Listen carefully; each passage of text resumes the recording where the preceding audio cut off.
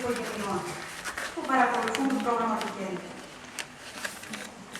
Καταλήγοντας, θα λέγαμε ότι η πολυαισθητηριακή προσέγγιση μπορεί να καλύψει ποικίλες ανάγκες σε μεγάλο αριθμό αισθητηριακών, γνωστικών, νοητικών λειτουργιών, προβλημάτων, αποτελώντας μια καλή πρακτική για την βελτίωση της ποιότητας ζωής των ατόμων με αναπηρία.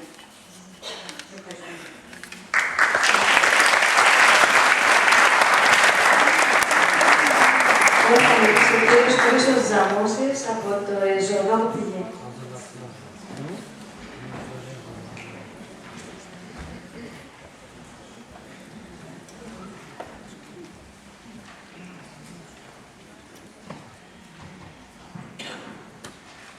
Κυρίες και κύριοι, καλησπέρα σας.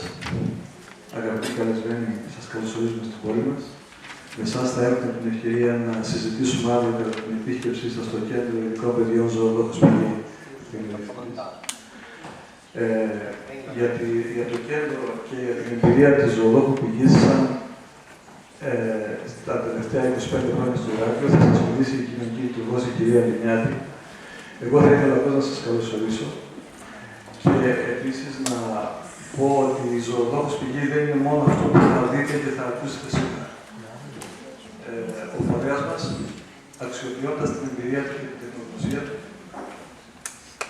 δεν μπορεί να μείνει απαθής μπροστά σε αυτή τη νέα πραγματικότητα που βιώνει η κοινωνία της χώρας μας.